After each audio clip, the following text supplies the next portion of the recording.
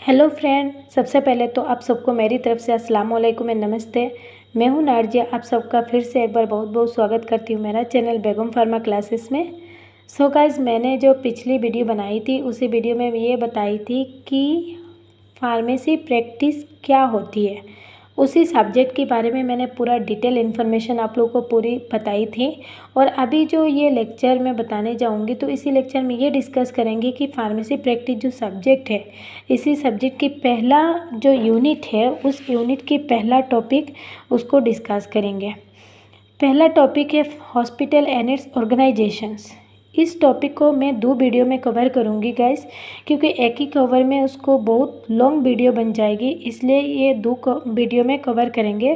पहला वीडियो में ये बताएंगे कि डेफिनेशन क्या है हॉस्पिटल की, फिर बाद में उसकी क्लासिफिकेशन क्या है उसको डिस्कस करेंगे, और दूसरी वीडियो में उसका ऑर्गेनाइजेशंस क्या होती है उसके बारे में बताएंगे, और medical staff employees in the hospital, और फिर बाद में हॉस्पिटल की फंक्शन वगैरह की होती है इसके बारे में डिस्कस करेंगे। सो गाइस, अभी स्टार्ट करने जाते हैं इस वीडियो को। देखिए आप लोग, हॉस्पिटल एंड इट्स ऑर्गेनाइजेशंस, इसमें सबसे पहले हम ये देखेंगे हॉस्पिटल की डेफिनेशंस क्या होती है। तो the words hospital is dive from the Latin words hospitalis which in term from French words hospice that means a host और ए गेस्ट। अगर इसकी हिंदी मीनिंग समझे तो हॉस्पिटल जो है ये एक लैटिन वर्ड्स हॉस्पिटलिस है, और ये जो हॉस्पिटलिस है ये एक फ्रेंच वर्ड हॉस्पिस से आया हुआ है, और इस हॉस्पिस का मीनिंग है होस्ट और ए गेस्ट, मतलब किसी भी मेहमान की खातिरदारी करना। गाइस, जेहेतु हम लोग यहाँ हॉस्पिटल की बात कर रहे हैं तो हम ये सोचेंगे कि जब भी कोई भी पेशेंट बीमार होते हैं तो क्या होता है, सबसे पहले उसको एक हॉस्पिटल में लेके जाते हैं हम लोग। तो जाने के बाद क्या होता है, उधर जो प्रेजेंट रहते हैं नर्स, फार्मासिस्ट और डॉक्टर, उसके द्वारा उस पेशेंट को अच्छी खासी से देखभाल किया जाता है, उसको ट्रीटमेंट किया जाता है और उसको पूरी तरीके से ठीक कर दिया जाता है। तो इसको एक मेहमान की तरह ट्रीट करके उसको ठीक करना, इसको हॉस्पिटल कहते हैं।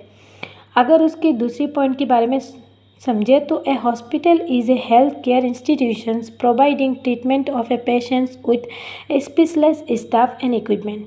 हॉस्पिटल जो है एक हेल्थ केयर इंस्टीट्यूशंस होता है जो प्रोवाइड करता है ट्रीटमेंट ऑफ पेशेंट को ट्रीटमेंट प्रोवाइड करता है एक स्पेशलाइज्ड स्टाफ के द्वारा और उधर प्रेजेंट इक्विपमेंट के द्वारा।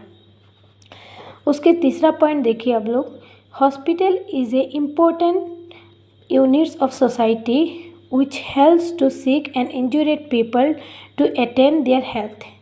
हॉस्पिटल जो है एक इम्पॉर्टेंट यूनिट होती है हमारी सोसाइटी की। जैसे कि गाइस, हम लोग को रहने के लिए एक घर ज़रूरी होती है, वैसे ही हमारी सोसाइटी में एक जो हॉस्पिटल होना बहुत ज़्यादा ज़रूरी है, क्योंकि कभी भी किसी भी पेशेंट को जब एक्सीडेंट वगैरह हो जाती है, किसी भी छोटी मोटी बीमारी हो जाती है, तो जल्दी उस हॉस्पिटल में लेके जा सके हम लोग और उसको ट्रीटमेंट कर सकें।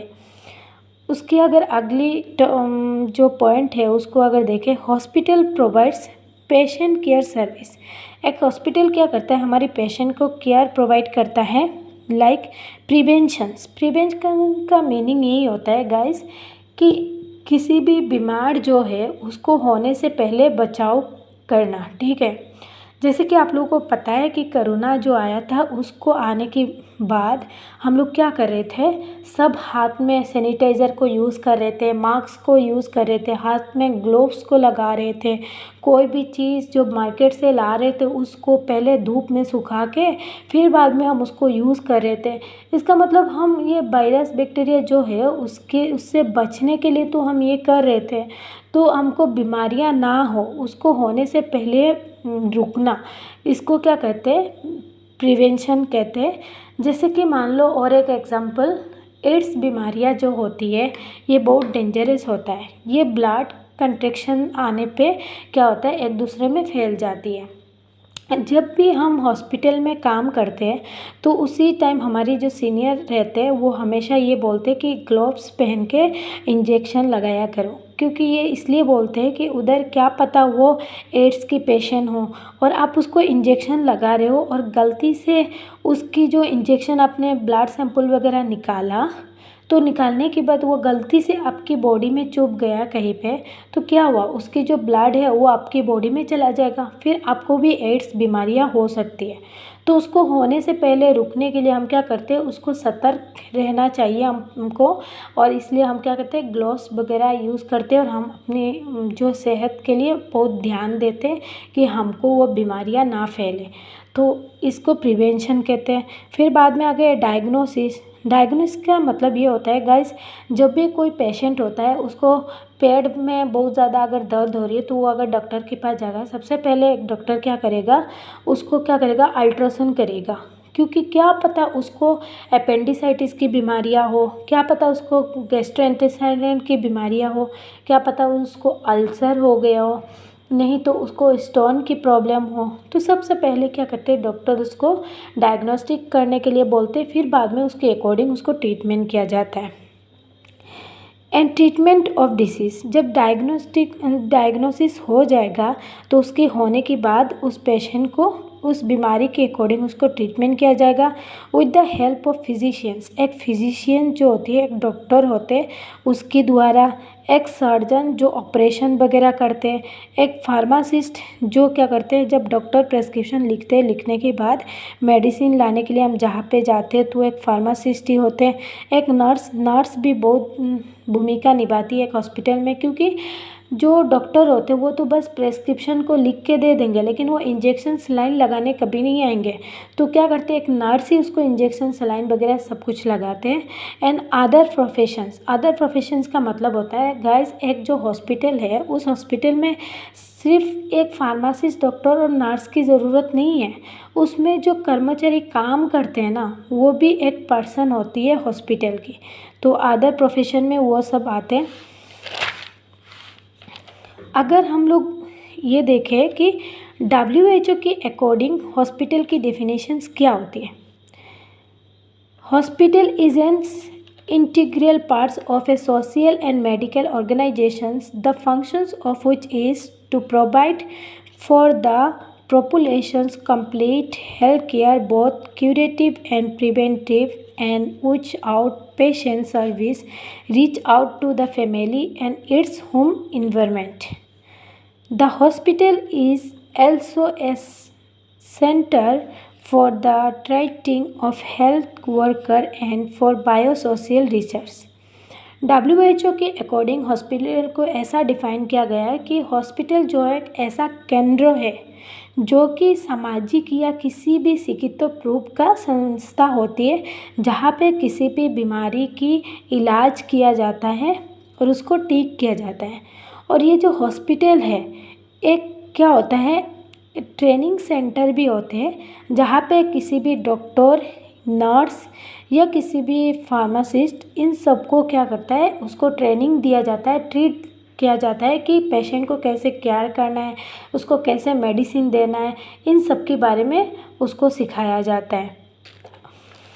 तो अगर हम ये देखें कि क्लासिफिकेशंस ऑफ हॉस्पिटल की क्लासिफिकेशंस क्या होती है, they classifies according to based on level of service के अकॉर्डिंग क्लासीफाई क्या होती है। फिर दूसरा आ गया based on clinical and non clinical basis पे क्लासीफाई क्या होती है। तो सबसे पहले हम बात करेंगे based on level of service के अकॉर्डिंग की क्लासीफाई क्या होती है उसकी। देखिए, based on level of service there are divided into 3 types of hospital. और सबसे पहले आया प्राइमरी हॉस्पिटल एक ऐसा हॉस्पिटल होता है जहाँ पे किसी भी पेशेंट को, जैसे कि छोटी मोटी बीमारियाँ हो रहा है, कोई प्रेग्नेंट लेडी है, उसको डिलीवरी वगैरह करना है तो उस प्राइमरी हॉस्पिटल में लेके जाएंगे। फिर उसको अगर ऑपरेशन भी करवाना है तो उसमें अवेलेबल होती है जो ऑपरेशन की सर्जन वगैरह। फिर बाद में किसी की एक्सीडेंट वगैरह हो जाती है रोड में, तो उसको सबसे पहले एक प्राइमरी हॉस्पिटल में लेके जाते हैं। और अगर उसको जैसे कि हड्डी वगैरह टूट गया, उसको बोन्स वगैरह टूट गया और उसमें डायग्नोस्टिक ये सब का सुविधाएं नहीं है, तब जाके उसको एक सेकेंडरी हॉस्पिटल में भेजते। लेकिन पहले क्या करते, उस पेशेंट को बैंडेज वगैरह करना, इन सब का काम एक प्राइमरी हॉस्पिटल में ही होता है। अगर मान लो किसी को फीवर आ गया, बहुत ज़्यादा फीवर है, और फिर किसी को कॉन्स्टिपेशन हो रहा है, डायरिया हो रहा है, तो उस कंडीशन में क्या करेंगे, उस पेशेंट को लेके कि प्राइमरी हॉस्पिटल में जाएंगे, उधर ट्रीट करेंगे। क्योंकि इतना छोटी मोटी बीमारी के लिए सबसे पहले हम एक बड़ी हॉस्पिटल में कभी भी नहीं जाते। तो ये छोटी मोटी बीमारी के लिए जो भी हॉस्पिटल होती है, तो एक प्राइमरी हॉस्पिटल ही होती है। प्राइमरी हॉस्पिटल जो होता है, the primary hospital contains beds up to 30 से 50 बेड उस हॉस्पिटल में अवेलेबल होता है। अगर आप लोग ये देखें, सर्विस ऑफ प्राइमरी हॉस्पिटल, मतलब एक प्राइमरी हॉस्पिटल में क्या क्या सर्विस है। Care for mother and child, मतलब कोई भी प्रेग्नेंट लेडी है तो उसको कैसे ट्रीटमेंट किया जाता है, नहीं किया जाता है, उस बच्चे के लिए और माँ के लिए कौन सी मेडिसिन ज़्यादा अच्छा होगा, वो सब एक गायनेकोलॉजिस्ट ही असिस्ट करते हैं। तो ये मदर और जो बेबी होता है उसकी केयर करने के लिए एक गायनेकोलॉजिस्ट उस हॉस्पिटल में प्रेजेंट होते हैं और वो उन लोगों को ट्रीट करते हैं। फिर ट्रीटमेंट ऑफ कॉमन डिसीज़, जैसे कि डायरिया, फीवर, कॉन्स्टिपेशन या ये सब जो बीमारियां हैं, इन सब बीमारी की कॉमन डिजीज़ जो है उसको एक प्राइमरी हॉस्पिटल में ट्रीट किया जाता है। प्रिवेंशंस ऑफ लोकली एंड, मतलब जो भी लोकली अगर एक्सीडेंट वगैरह हो गया आपका, तो लोकली नॉर्मली जो कार्ड वगैरह लग गया हो आपकी, मतलब कहीं पे काट गया, तो उन सबको क्या करते हैं, बैंडेज वगैरह करवाना, टाँका लगाना, इन सब के लिए प्राइमरी हॉस्पिटल में जाते हैं। फिर बाद में इम्यूनाइजेशंस, जब भी कोरोना आया था तो उस टाइम में आप लोगों ने देखा कि किसी भी जो एक छोटी मोटी गवर्नमेंट हॉस्पिटल हो तो उसमें जाके हम लोगों ने वैक्सीन लगाया। वैक्सीन इसलिए लगाया कि हमारी जो इम्यूनिटी सिस्टम है उसको इंक्रीज़ करने के लिए, तो ये एक प्राइमरी हॉस्पिटल में अवेलेबल होती है। फैमिली प्लानिंग, अगर किसी को जो फैमिली की प्लानिंग करना हो और उसके मेंस के रिलेटेड कोई भी प्रॉब्लम हो रहा है, तो क्या करते हैं, उसको एक गायनेकोलॉजिस्ट के पास जाते हैं और वो क्या करते हैं, ट्रीटमेंट करते हैं, उसको मेडिसिन देते हैं जिसके अकॉर्डिंग फैमिली प्लानिंग करते हैं कोई भी पेशेंट। फिर बाद में ट्रीटमेंट ऑफ इंजूरीज, किसी भी पेशेंट जैसे कि रोड एक्सीडेंट हो गया या कहीं पे काट लग गई, तो उस तरीके की बीमारी की भी इलाज किया जाता है एक प्राइमरी हॉस्पिटल में। फिर main power in primary hospital, एक प्राइमरी हॉस्पिटल जो है उसको कौन कौन चलाता है और किस किस की मेन पावर होती है, जैसे कि देख लीजिए आपको, पहले है ब्लॉक हेल्थ ऑफिसर। तो ये क्या है, जैसे कि हमारी 3, 4, 5 गांव जो है उन सबको एक क्या ब्लॉक असिस्ट करता है, वो हैंडल करता है सबका। जैसे कि गवर्नमेंट की कोई भी चीज़ आता है तो ब्लॉक के अंडर ही आती है। तो ऐसा वो जो ब्लॉक है वो ब्लॉक के अंडर एक हॉस्पिटल भी होता है हमारे डिस्ट्रिक्ट में, तो क्या करते हैं, उस ब्लॉक ही उसको चलाता है। फिर बाद में आ गए जनरल सर्जन, जो MS होती है, तो क्या होता है, एक जनरल सर्जन भी उसमें प्रेजेंट होते हैं जो क्या करते हैं, किसी की ऑपरेशन वगैरह करना, नॉर्मल अपेंडिसाइटिस की ऑपरेशन करना हो, फिर उसका गॉल ब्लैडर हो गई उसकी ऑपरेशन करना हो, फिर प्रेग्नेंट जो लेडी है उसकी डिलीवरी की टाइम बहुत टाइम ऐसा होता है कि उसको ऑपरेशन की ज़रूरत होती है, तब ऑपरेशन वगैरह ये सब एक सर्जन ही करते हैं जो एक प्राइमरी हॉस्पिटल में प्रेजेंट होते हैं। फिजिशियंस, जो एक MD होते हैं, जो क्या करते हैं, मेडिसिन स्पेशलिस्ट होते हैं। वो जब कोई भी पेशेंट नॉर्मल कोई बीमारियां होती है, उसको मान लो हार्ट की बीमारियां हो रही है, फिर उसको गैस्ट्रोइंटेस्टाइनल बीमारियां हो रही है, फिर बॉडी में कोई थायराइड वगैरह हो, इन सब के बारे में क्या करते हैं, एक MD उसको ट्रीटमेंट करते हैं, वो भी प्रेजेंट होते हैं एक प्राइमरी हॉस्पिटल में। गायनेकोलॉजिस्ट, जो MS या DGO होते हैं, ये क्या करते हैं, जो गायनेकोलॉजिस्ट है ये लेडी के लिए है और ये एक लेडी में जो भी प्रॉब्लम होती है मेंस से रिलेटेड, या कुछ भी प्रॉब्लम हो, या उसको फैमिली प्लानिंग करना हो, या कोई प्रेग्नेंट लेडी है उसकी बेबी की और उसकी कौन कौन सी ध्यान देना चाहिए प्रेगनेंसी में, तो इन सब के बारे में एक गायनेकोलॉजिस्ट ही उनको बताता है। और वो जो गायनेकोलॉजिस्ट होती है वो प्राइमरी हॉस्पिटल में प्रेजेंट होते हैं। फिर बाद में हम हैं 5वां नंबर पे आई सर्जन, मतलब जो एक एमडी होते हैं, इसके साथ साथ एमएस भी होते हैं।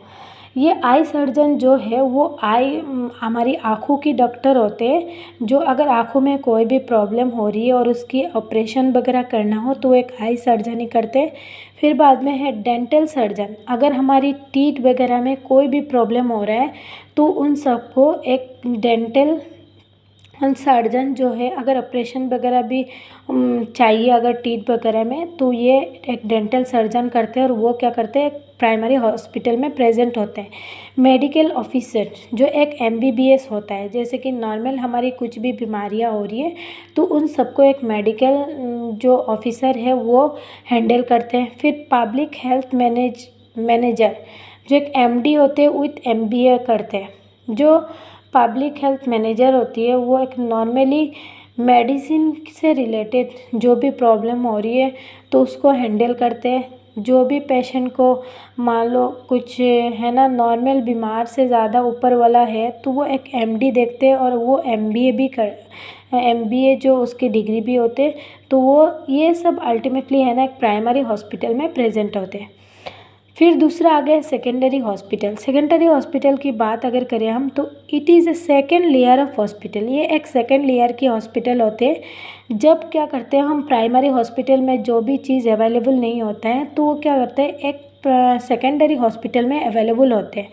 जैसे कि मान लो किसी भी पेशेंट है, उसका एक्सीडेंट हुआ है, उसका अगर एक्सीडेंट होने के बाद बोन्स वगैरह बहुत बुरी तरीके से टूट गई तो उस कंडीशन में क्या होता है उस प्राइमरी हॉस्पिटल में ना डायग्नोस्टिक जो होता है डायग्नोसिस उसकी अवेलेबल नहीं होती है, और उसमें ऑपरेशन वगैरह बोन्स वगैरह की जो ऑपरेशन होती है उसकी अवेलेबल नहीं होती है। तो ये क्या करते हैं एक सेकेंडरी हॉस्पिटल में भेज देते हैं जहाँ प्राइमरी हॉस्पिटल से ज़्यादा अच्छी फैसिलिटी होती है और वो बड़ी हॉस्पिटल होती है। उसमें जो एक फार्मासिस्ट, नर्स, डॉक्टर वो सब बहुत सारा अवेलेबल होती है, उसमें कोई दिक्कत नहीं आती, तो वो सेकेंडरी हॉस्पिटल कहलाते।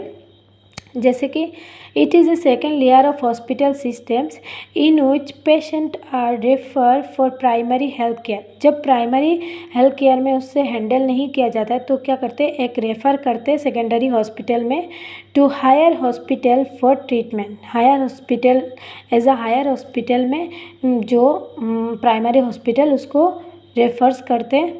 It's provide health service through registered medical practitioner under the supervisions of specialist। इसमें जो है ना एक मेडिकल प्रेस्क्रिप्शनर होते हैं और अंडर द सुपरविजन्स ऑफ स्पेशलाइस्ट के अंदर ही होती है। उसका अगर फंक्शन के बारे में बात करें तो provide curative, preventive and promotive health care system. इसका फंक्शन ये है कि ये प्रोवाइड करता है किसी भी बीमारी को क्यूर करने के लिए, और फिर उसका प्रिवेंशन मतलब किसी भी बीमार होने से पहले कैसे रुकना है, उसको कैसे क्या क्या रूल फॉलो करना है, उन सब के बारे में। फिर प्रोमोटिव हेल्थ केयर सिस्टम मतलब हमारी हेल्थ जो है उसको ज़्यादा से ज़्यादा कैसे अच्छा बना सकते हैं और कैसे उसको ठीक कर सकते, इन सब होती है। अगर सपोर्टिव स्टाफ जो है, अगर सेकेंडरी हॉस्पिटल में कौन कौन सी सपोर्टिव स्टाफ होते हैं उसके बारे में बात करें तो एक फार्मासिस्ट होते हैं जो मेडिसिन डिस्ट्रीब्यूशन करते हैं। फिर डायग्नोसिस फैसिलिटी होती है जहां हम जांच वगैरह करते हैं, कुछ भी बीमारी हो उसकी सबसे पहले पता लगाने के लिए। फिर लेबोरेटरी जहाँ पे ब्लड सैंपल वगैरह निकालते हैं, उसका एड्स बीमारियां है, थायराइड है, सब कुछ ये सब क्या करते हैं एक लेबोरेटरी में टेस्ट किया जाता है। फिर नर्सिंग डिपार्टमेंट, एक नर्सिंग डिपार्टमेंट होते हैं जो लोग क्या करते हैं पेशेंट को केयर करते हैं। फिर सच level of hospital usually provide 50 to 200 beds. एक सेकेंडरी जो हॉस्पिटल होते हैं उसमें क्या होता है 50 से 200 बेड अवेलेबल होते हैं। फिर तीसरा नंबर आ गया टर्टियरी लेवल ऑफ हॉस्पिटल, ठीक है। Such level of hospitals deals to provide highly specialised area service at regional और central level hospital. Such a training hospital, super specialized hospital like cancer hospital, chest hospital, infections disease hospital and mental disease hospital are also included in this level of care। मतलब ये जो tertiary hospital होती है guys, ये सबसे high level की जो hospital होती है, मान लो गवर्नमेंट के अंडर की होती है, जिसमें क्या होता है बहुत अच्छे अच्छे इंस्ट्रूमेंट वगैरह प्रेजेंट रखते हैं उधर। और उसमें क्या होता है, एक जो डॉक्टर्स नर्स ये सब होते हैं ना, तो ये सब तो ऐसे आके डॉक्टर्स नर्स नहीं बन गए। इसको बनने के लिए सबसे पहले इसका जो एजुकेशंस की ज़रूरत थी, तो ये सब जो ट्रेनिंग वगैरह है ये एक टर्टियरी हॉस्पिटल में किया जाता है। और इसमें जैसे कि बड़ी बड़ी कोई बीमारियां होती है, फॉर एग्ज़ाम्पल देखिए चेस्ट हॉस्पिटल, अगर आपको हार्ट से रिलेटेड कोई प्रॉब्लम हो, उसकी हार्ट अटैक आ जाती है, उसकी ऑपरेशन वगैरह करने हो, तो एक टर्टियरी हॉस्पिटल में होती है। कैंसर हॉस्पिटल, मतलब किसी को अगर कैंसर वगैरह हो रहा है तो वो किसी एरे हॉस्पिटल में उसका ट्रीटमेंट नहीं हो सकता है, इसलिए एक जो टर्टियरी हॉस्पिटल में उसका ट्रीट किया जाता है। और फिर डिसीज़ हॉस्पिटल, अगर किसी को डिसीज़ वगैरह हो, जैसे कि मलेरिया हो गया हो या एड्स हो गया, तो इन सब के बारे में एक पर्सनल हॉस्पिटल होते हैं जिसमें ट्रीटमेंट किया जाता है, वो टर्टियरी हॉस्पिटल होती है। एंड मेंटल डिसीज़ हॉस्पिटल, आप लोगों ने गाइस देखा है बहुत सारे मेंटल पेशेंट है जिसको एक बोलते हैं ना मेंटल असाइनमेंट में भर्ती करवा दिया गया है, तो वो ब्रेन की बीमारियां होती है जिसको कुछ भी पता नहीं चलता है वो उसकी दुनिया में क्या चल रही है, तो उसको एक हॉस्पिटल है वहाँ उसकी ट्रीटमेंट किया जाता है, वो एक परमानेंट हॉस्पिटल होती है। फिर hospital are also includes in this level of care, ठीक है। ये जो सब कुछ है बड़ी बड़ी बीमारियाँ, ये बीमारी के लिए एक टर्टियरी हॉस्पिटल जो है वो अवेलेबल होती है। फिर अगर एग्जांपल की बात करें तो एम्स, मतलब जो एम्स हॉस्पिटल है इसका बहुत ब्रांच है बहुत जगह पे, लेकिन और ये बहुत बड़ा हॉस्पिटल है, हर कोई इसके नाम से जानता है, उस्मानिया मेडिकल कॉलेज। इसमें क्या होता है गाइस, ट्रीटमेंट के साथ साथ जो स्टूडेंट है उसको सिखाया भी जाता है, जैसे कि MBBS वगैरह हो, MD वगैरह हो, फिर बाद में नर्सिंग वगैरह, इन सबको एक ट्रेनिंग दिया जाता है, उसको स्टडी करवाया जाता है। फिर JLN मेडिकल कॉलेज, ठीक है। अगर फंक्शन की बात करें टर्टियरी हॉस्पिटल की, तो उसमें ICU भी अवेलेबल होती है। फिर advance diagnosis support service, specialised medical personnel, ठीक है। ये सब क्या होता है एक टर्टियरी हॉस्पिटल में प्रेजेंट होते हैं। फिर गाइस दूसरी क्लासिफिकेशंस बात करेंगे कि classifications based on clinical and non clinical basis पे क्लासीफाई क्या क्या होती है हॉस्पिटल की। सबसे पहले तो ये बात करेंगे कि क्लासिफिकेशन बेस्ड ऑन क्लिनिकल की बेसिस पे, on clinical basis they are further divided into the following types. सबसे पहले तो क्लिनिकल की बेसिस पे हॉस्पिटल के अगर डिफरेंट टाइप्स हम देखें तो based on anatomical and physiological specialisations, इसमें क्या होता है एक कार्डियक हॉस्पिटल जो सिर्फ हार्ट से रिलेटेड बीमारी को ठीक करने के लिए जो हॉस्पिटल होते हैं उसको कार्डियक हॉस्पिटल कहते हैं। आई हॉस्पिटल जो हमारी आँखों में कोई भी प्रॉब्लम हो रही है, उसकी दिक्कत हो रही है, तो उन सब के बारे में ट्रीट किया जाता है उसी हॉस्पिटल में। ENT हॉस्पिटल जिसमें नाक, गला, कान इन सब की कोई भी रिलेटेड प्रॉब्लम हो तो क्या करते हैं उसी हॉस्पिटल में बस ENT की जो ट्रीटमेंट किया जाएगा। फिर हॉस्पिटल फॉर GI डिसीज़, जैसे कि गैस्ट्रोइंटेस्टाइनल डिसीज़ होती है तो जैसे किसी को अल्सर की प्रॉब्लम हो, ये किसी की बहुत ज़्यादा दिक्कत भी होती है, किसी की बहुत दिनों से अल्सर की प्रॉब्लम हो रही है, उसको खाना खाने के बाद हजम नहीं होती है, फिर खाना खाने की मन ही नहीं करता, खाना खाते तो हजम नहीं होता, उसका पेट ऑटोमेटिक फुला फुला सा लगता है। तो ये गाइस इसकी एक पर्सनल हॉस्पिटल होती है। फिर किडनी हॉस्पिटल, जिसमें सिर्फ किडनी से रिलेटेड कोई भी प्रॉब्लम हो, किसी की किडनी ट्रांसप्लांट करनी है, फिर बाद में किसी को अगर किडनी में कोई दिक्कत हो, स्टोन वगैरह हो, तो इन सब के लिए एक परमानेंट हॉस्पिटल होती है। फिर ऑर्थोपेडिक हॉस्पिटल, जहाँ पे सिर्फ हमारी हड्डी में मतलब हमारी बोन्स से रिलेटेड जो भी प्रॉब्लम है, बोन्स में कोई भी दिक्कत आ रही है तो इससे रिलेटेड एक हॉस्पिटल होते हैं, वहाँ पे सिर्फ इसकी ट्रीटमेंट किया जाता है।